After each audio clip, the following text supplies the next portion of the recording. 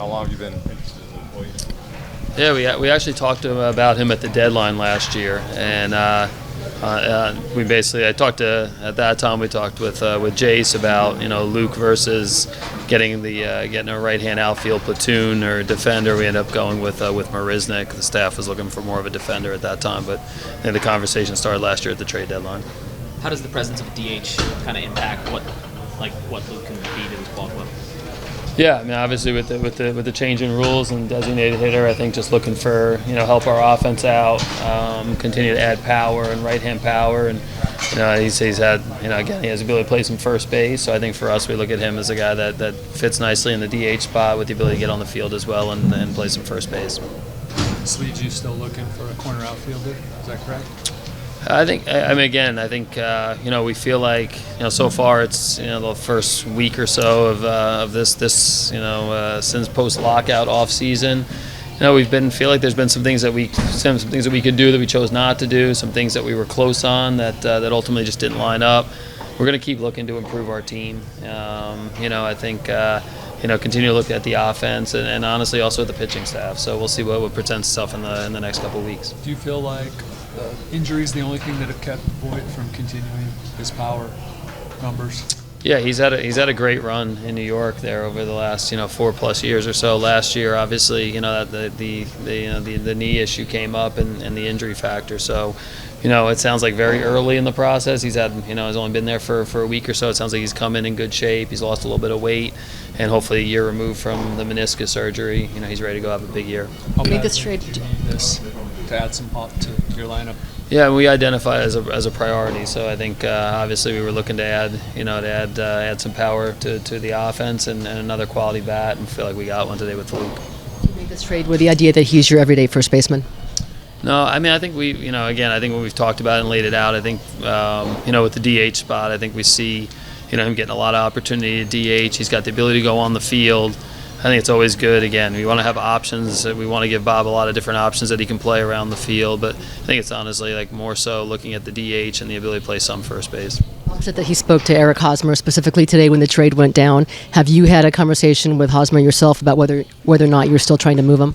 Yeah, we sat down and talked. It was actually Bob and myself. We were in there with Eric, and again, just wanted to be real clear. I think at times players can, anybody can read into certain situations. We want to be clear with hey, what this means and overall how this affects the club and in a positive way. And we had a chance to talk a little bit with Eric for 5 or 10 minutes. Was it tough to part with Lang?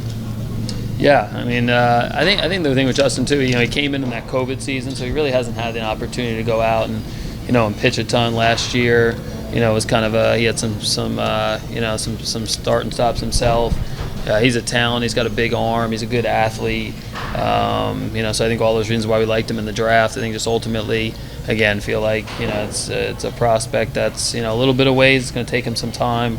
Expect him to go out and do well for the Yankees. You always have to give up something that's good usually to get somebody that's good. And overall, we felt like it was a price we wanted to give up to get a bat that we think is going to help our lineup. What has this post-lockout period been like just as a GM? Just the activity in the market? Yeah.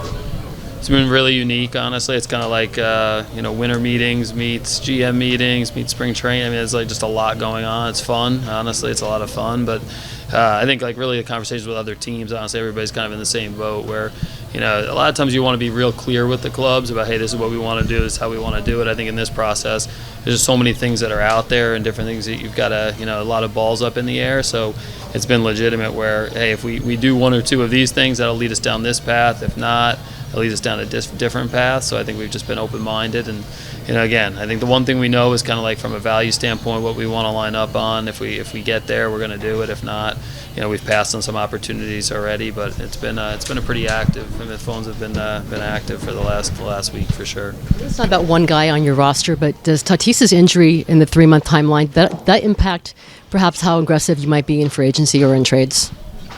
Not really. I mean, I think had that conversation with a couple clubs. I don't think it really changes a ton for us. I mean, I don't think it's overall, I don't think it's a situation where hey, we were not, now we felt like, oh, we definitely needed another bat. I mean, I think we knew going into it we were going to add a bat. I think for us, at the infield spot, interested to see how Ha-Sung Kim handled it. He played really good defense last year. See how what kind of adjustments he made on the offensive end. We'll try some other guys there. We'll always be open to possibilities, but honestly, it really hasn't changed like our wish list too much over the last week or so. Have you played how he's doing since his surgery? Have you spoken to him? The only thing we said is a successful surgery. I think he's been resting, and I think anxious to start getting on the rehab and get back and get the cast off and get going.